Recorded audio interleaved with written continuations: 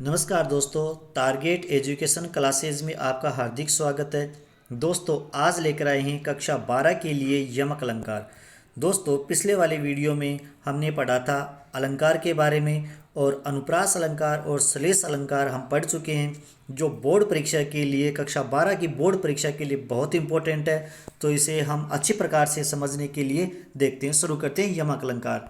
तो दोस्तों यमक अलंकार, जिस काव्य में कोई शब्द दो या दो से अधिक बार आता है, यानी एक ही पंक्ति में एक ही दोहे में कोई शब्द दो या दो से अधिक बार आएगा और प्रत्येक बार उसका अर्थ भिन्न भिन्न या अलग अलग होगा, वहाँ यमक अलंकार होता है।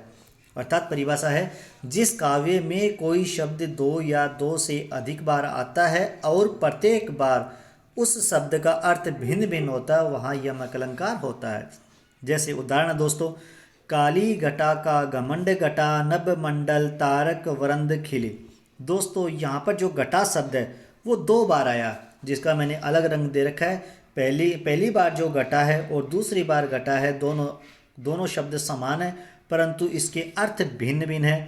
वो देखते हैं। पहली बार जो घटा है इसका अर्थ लिया गया बादल और दूसरी बार जो घटा है उसका अर्थ लिया गया कम होना। यानी काली घटा का घमंड घटा, यहाँ पे काले जो बादल है बरसात होने के बाद में उनका घमंड कम हो जाता है, टूट जाता है। तो दोस्तों अलंकार का उपयोग और अलंकार किसे कहते हैं, ये पिछले वाले वीडियो में हमने अच्छी प्रकार से पढ़ा था।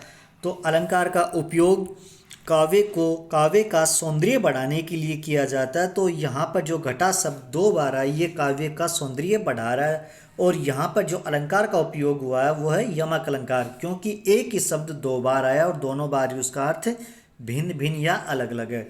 इसी प्रकार दोस्तों अगला उदाहरण है, कर से कर करम, कर से कर करम, कर से कर करम उठो जग में। तो यहाँ पर दोस्तों जो कर है वो दो बार आया है और इसका दोनों बार ही अलग अलग अर्थ है। पहली बार जो करम है उसका अर्थ है हाथ और दूसरी बार जो कर है उसका अर्थ लिया गया करना, यानी हाथों से काम कर संसार में उन्नति पाओ, संसार में उन्नत बनो।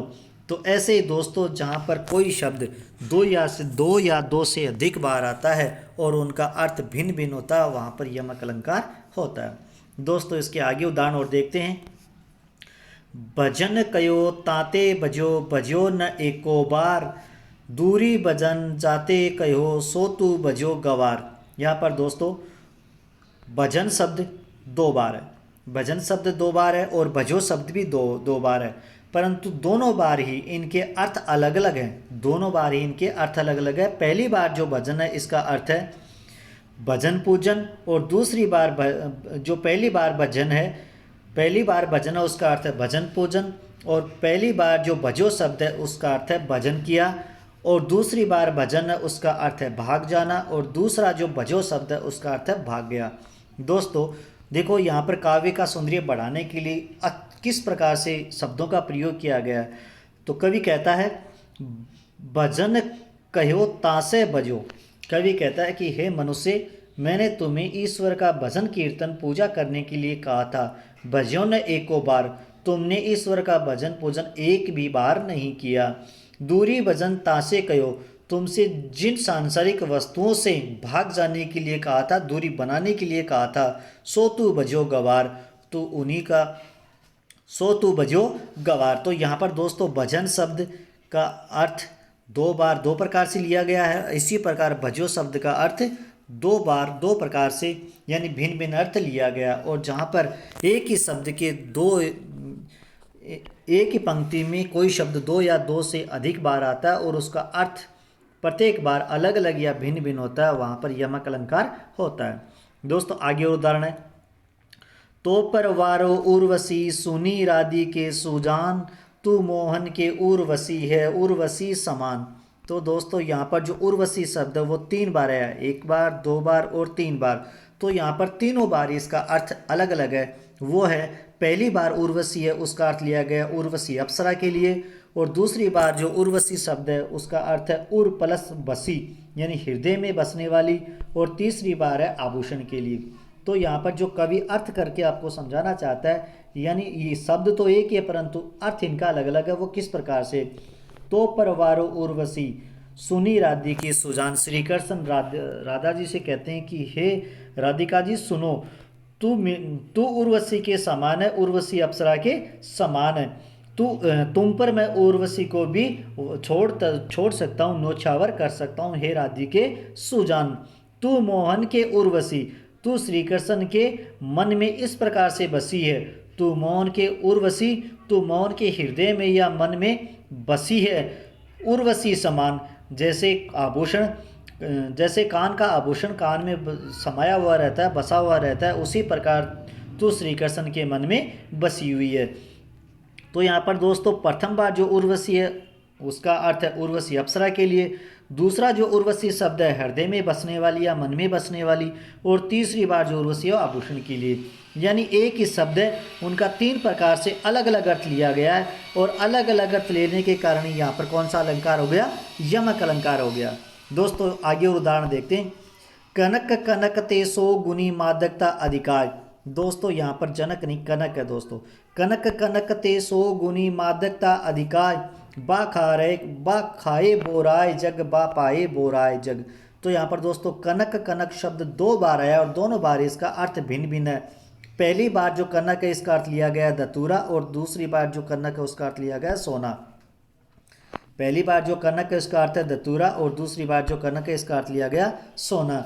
यानी कवि कहता है कि कनक कनक ते 100 गुनी, कनक कनक में 100 गुण होते हैं। मादकता अधिकाय, जो भी इनको ग्रहण करता है, पा लेता है, खा लेता है, वह उसमें मादकता छा जाती है, वो मस्त हो जाता है। बा खाए बोराय जग। यहाँ पे दूसरी पंक्ति के अनुसार ही पहले शब्द का अर्थ होगा बा खाए बोराय जग। यानी पहला जो कनक खा लेता है वह मनुष्य पागल हो जाता है, और दूसरा जो कनक है उसका अर्थ होगा इस पंक्ति के अनुसार या पाए बोराय जग। दूसरा जो कनक है उसे प्राप्त कर लेता है, पा लेता है, वह भी बोराय जाता है, पगला जाता है। तो दोस्तों इस प्रकार कनक कनक के शब्द, कनक कनक 2 शब्द है और दोनों बार इसके अर्थ भिन्न भिन्न है या अलग अलग है। अगला उदाहरण देखते हैं दोस्तों। सुन्यो कहू तरु अरक ते अरक समान उद्योत। सुन्यो कहू तरु अरक ते अरक समान उद्योत। यहाँ पर दोस्तों अरक शब्द 2 बार आया है। दोस्तों आगे बढ़ने से पहले अगर आपने इस चैनल को सब्सक्राइब नहीं किया तो चैनल को सब्सक्राइब कर दे और बेल आइकन दबा दे ताकि नए वीडियोज़ का नोटिफिकेशन मिल सके। तो दोस्तों अब चलते हैं वीडियो की ओर, दोहे की ओर। तो यहाँ पर दोस्तों सुन्यो कहू तरु अरक ते अरक समान उद्योत। यहाँ पे जो अरक शब्द है वो 2 बार आया। अरक शब्द 2 बार आया और दोनों बार इसका अर्थ भिन्न भिन्न है। पहली बार जो अरक है इसका अर्थ लिया गया आग अर्थात आग का पौधा, और दूसरी बार जो अरक है उसका अर्थ लिया गया है सूर्य अर्थात रवि जो हमें प्रकाश देता है। अरक का अर्थ लिया गया सूर्य। यानी एक शब्द के अलग अलग अर्थ, एक ही शब्द है जो 2 बार आया है और दोनों बार ही उसका अर्थ अलग अलग लिया गया, वहाँ पर यमक अलंकार होता है। अगला है दोस्तों नगन जड़ाती थी वे नगन जड़ाती है। नगन जड़ाती थी वे नगन जड़ाती है। तो यहाँ पर दोस्तों नगन और नगन 2 बार आया। यहाँ पर दोनों बार ये अर्थ भिन्न भिन्न लिया गया है। पहली बार जो नगन है उसका अर्थ है नग अर्थात रतन या रतन, और दूसरी बार जो नगन उसका अर्थ लिया गया नगनता से। अर्थात इस कवि कहता है कि जब शिवाजी के डर से मुगल कालीन जो स्त्रियां थी वो पहले अपने शरीर पर अपने कपड़े में नग जड़ाती थी, वो शिवाजी के डर से अब पहाड़ों पर जंगलों में नग्न अवस्था में भ्रमण करती है। वह शिवाजी का इतना प्रकोप, इतना भय उनके ऊपर छा गया था। तो दोस्तों यहाँ पर यमक अलंकार में कोई शब्द 2 या 2 से अधिक बार आता है और प्रत्येक बार उसका अर्थ भिन्न भिन्न होता है, वहाँ पर यमक अलंकार होता है। तो दोस्तों ये वीडियो आपको कैसा लगा कमेंट में लिखें, वीडियो को लाइक और ज़्यादा से ज़्यादा शेयर करें। धन्यवाद दोस्तों।